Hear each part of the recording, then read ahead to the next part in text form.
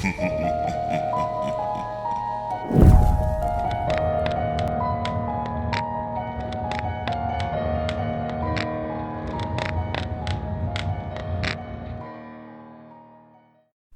in May of 2010, my best friend Andy and I wanted to make a video game that we thought was going to change the virtual reality gaming and horror genre forever. We were both out of university, me with a degree in computer programming, and him with digital art design. Both of us were avid gamers. I think we played a bit of just about everything: racing, JRPGs, MMOs, sports, you name it. We wanted to make a game unlike anything you could get coming from overseas. You could call it an ambitious goal for a couple of aspiring indie gamers, but both of us were ambitious guys. Andy was a big fan of horror, and was actually the first to come up with the idea. We had heard of the four-dimensional theaters that were being introduced in places like Korea and London, where they weren't just watching a movie, but feeling it and smelling it. If the movie was set in a pine forest, then there were triggers that would release the scent of pine to the audience. Likewise, if the characters were standing on the windy deck of a ship, fans would start blowing to mimic the conditions of the movie in the theater to all of the people that were there. All of it was to create a more realistic and interactive experience for the viewer, and we thought that it would be awesome to try and implement that into a 4D game. Obviously, we didn't have the manpower to make an entire game by ourselves. We were in a lot of debt because of school and wouldn't have been able to afford the virtual reality hardware in our wildest dreams. That, and we had no idea how to develop the technology needed to create the 4D gaming experience. Throughout the following summer, we networked like crazy, pitching our ideas to different developers, both indie and big time. There was interest, but the 4D concept was still very much in development, and no one was sure that they wanted to invest time and resources in it without the assurance that it was going to hit off. Now, I won't bore you with the details of how it happened, but we finally hit a breakthrough in September when an independent company called Systelien contacted us after our attempts to pitch the idea to them. They thought that it had potential and were interested in onboarding us, writers, and programmers. The company itself would take the rights for the game, of course, and there would be a team that would make the final decisions during all stages of development. It was still more than we could have ever hoped for. There was a team of 150 people, a third of which were hardware developers. The controller was built with a padded, inclined chair with a minimalist headset that fitted around the player's eyes and ears. The joystick and buttons would be swapped on the arms to accommodate if the player was left-handed or right-handed. Really high-tech, right? Where the money was really sunk was in the environmental simulators and the sensors and the nodes that would be attached to the player's body to monitor their physical status. Like I said, the game was meant to be a horror game. We settled on the story of an unnamed character going into a haunted mansion to get rid of evil spirits and getting stalked by a demon. The most cliched plot and setting that you could think of, right? But that was what we were going for. We wanted something that would be easily associated with fear. The idea that the demon fed off of fear and would find you more easily if you were afraid. First it would scare and drive the character crazy, and then it would kill him/her. The monitors attached to the player analyzed the physical signs that the player was afraid: rapid heartbeat, dilated pupils, harsh breathing, clammy or sweaty skin, etc. And used that information to determine how aggressively the demon would act. You could think of it as a social experiment. You could see how well a person would stay calm under pressure. Theoretically, a completely calm person can make it through the entire game without much danger. But the scares in the atmosphere wouldn't let you go to the first level without making you anxious. The real fun started once the demon came after you. We wanted to keep it subtle, no jump scares.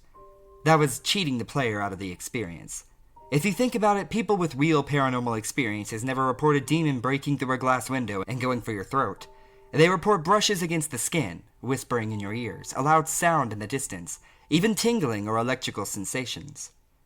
Those were the kinds of things that we recreated. We programmed the system to deliver these audio and sensory cues when the player reached a certain level of anxiety. The more scared you were, the more scares you would receive. At the beginning of the game, you might hear heavy breathing or footsteps behind you.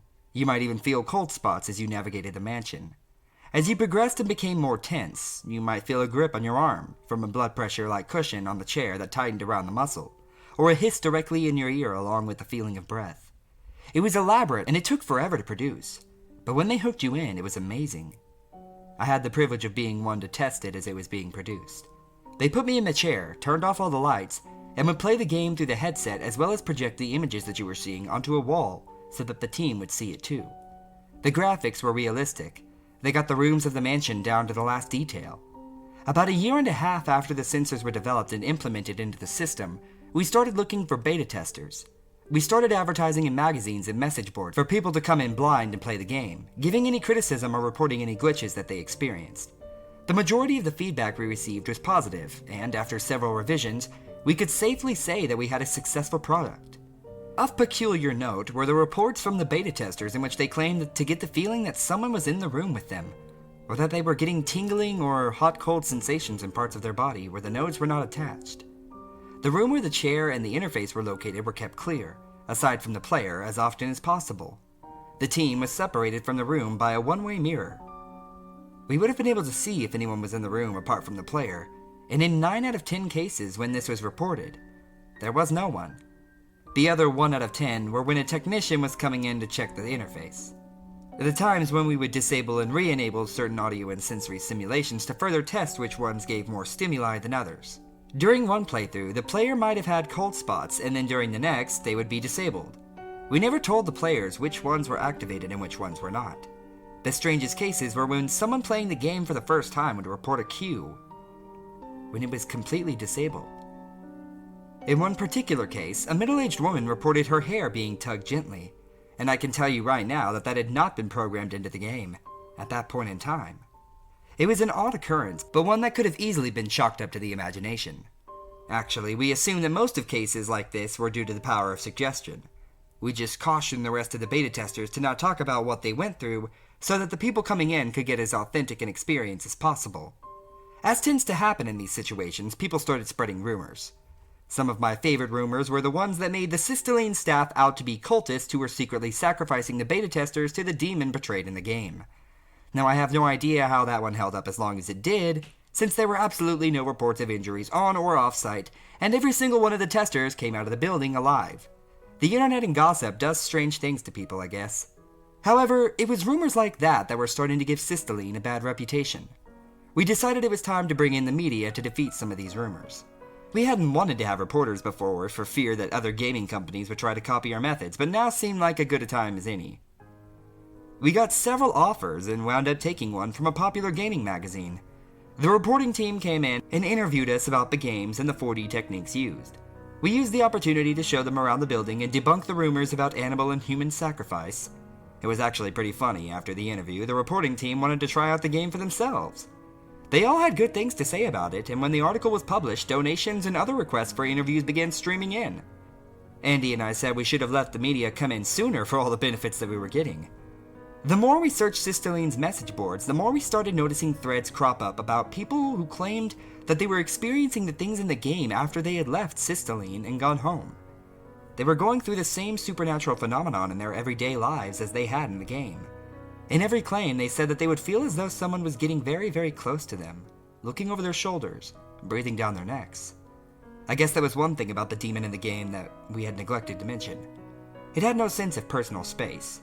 The reports eventually involved both minor and violent poltergeist activity, and people would be going through this for days afterward.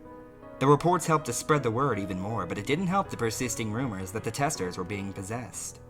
The most popular thread were that reports were being archived affectionately called the demon causing these incidences the Systelien demon, or the Systelien Specter. I like the Systelien Specter a little better. Then came the day when a young man, only 17 years old, we'll call him John, claimed that he wanted to file a lawsuit against us as he had been scratched during his time playing the game. As I remember it, John had been doing fine up until he had reached the basement of the mansion, and then he had screamed for us to let him out. The only evidence of the scratches were pictures taken after he had exited the building. The scratches shown in the pictures were deep in red, clearly not something that had been dealt by a human. Maybe by a machine, but an inspection of the chair revealed no sharp parts sticking out. The lawsuit was eventually dropped since there was no way to prove he hadn't scratched himself prior to coming in. It's not like we do a full body examination before sitting our testers down into the chair. It was at this point that we decided to stop bringing in random beta testers and test the game ourselves for the last stages of development. I was one of the first to be strapped in.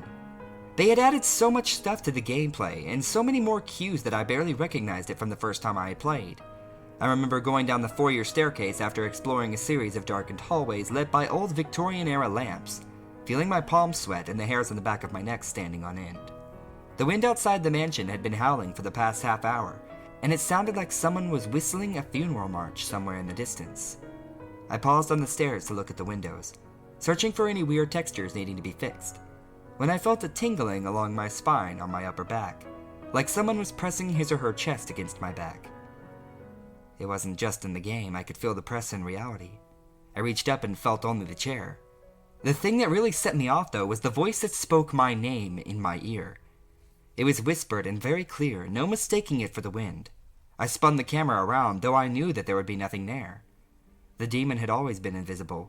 Now I knew why some of our testers had joked about feeling violated while playing. I just assumed Andy had played a joke on me, but he swore up and down that he didn't put any coding in the game for the demon to say the player's name. That would have been my department, not his. He just designed skins. Still, I remained convinced that someone was just having fun with me. There wasn't even a place to input your name. Someone must have pre-recorded it. I played through the rest of the area and then headed home to file my report.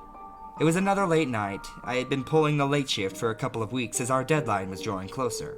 We had been having decent weather up until about 2 a.m. when the wind picked up and the rain was coming down in buckets. Andy and I had come from the Midwest and were used to bipolar weather. I just worked on and paid it no mind. Until the power went out anyways. I grabbed my flashlight, feeling all the anxiety from my time in the game returning. This was a different story though, and I knew that.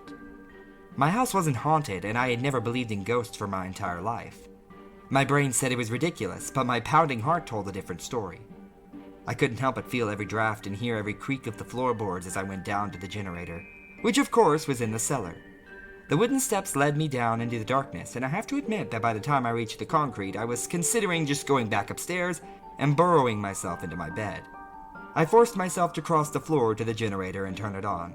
Immediately, the backup lights flickered on, casting a red hue over the dusty shelves and rusty tools on the workbench. So now I gotta be in hell, too. The way back wasn't nearly as bad as the way down, and I reminded myself that everything I had experienced in the game had been just that. In the game, there was nothing to worry about the demon. The Systelien Specter, or whatever, was an enemy made out of ones and zeros. It couldn't do anything to me. I was halfway up the stairs, about at the same point that I had been in the game, when I distinctly felt someone tightly grab my wrists, as in squeezing like my wrists were being juiced tight. I screamed and dropped the flashlight, which went off on impact. There was no one there, but I still slapped it where I imagined the hand had come from and clambered up the stairs. I didn't stop until I was out the front door and in the driveway, getting drenched and not caring. I whipped out my cell phone and punched in Andy's number. He said he knew how I felt.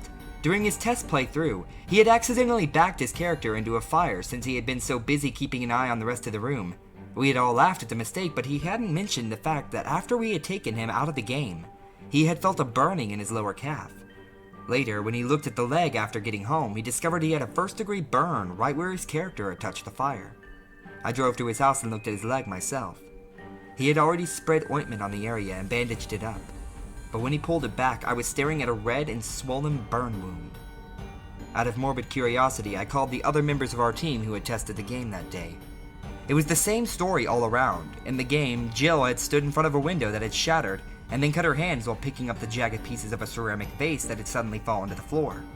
Matthew's character had been crushed by a falling bookshelf, and then, when he had been getting into his car had closed when he wasn't ready, and 3 fingers had been broken. I looked at my wrist again, where dark, purplish bruises were forming. These couldn't be coincidences anymore. I didn't know what was going on, but it wasn't just a game anymore. The next day was a holiday, so everyone at Systelien was off. I invited anyone willing to go back to the game room to try and play through the game one more time. Andy and I had gone through the possibilities. The point of the entire game had been for the character to go into the mansion to exorcise the demon. They could do it by collecting special candles and then lighting them in a circle in the attic of the mansion. After some other steps were done, the demons would be forced out of the house and everything would go back to normal. It had been a crazy night, and at any other time I thought that we would have been crazy for discussing these things. We thought that maybe by completing the game and by extension the ritual, we would stop whatever the hell was going on. After all, no one to this day had ever finished the game from beginning to end. The game was as complete as it was ever going to be. Andy volunteered to play, for which I was grateful. Maybe I was cowardly. Maybe I didn't want to be the one to go in. Maybe it didn't matter. The room was frigidly cold as we attached the notes. We threw a blanket over Andy to make sure that he didn't freeze. The rest of us, 5 in total, not including Matthew, who had gone to the hospital to treat his hand, gathered behind the one-way glass to watch. It was eerie, watching his progress through the game. I knew all of those corridors so well, having labored over their game files for months. Yet now, everything looked new. Now that I was sure that I knew what the game was capable of. I watched Andy's heart rate rise and fall on my monitor. His skin temperature analyzers went haywire as he rounded every corner. As was supposed to happen, he felt the demon close in when his fear spiked. But this time around, its interactions were low-key, almost subdued. I fought against my suspicion that it was just biding its time. The demon was made of 1s and 0s. Numbers can't hurt anyone. I thought this even as I rubbed my bruised wrists.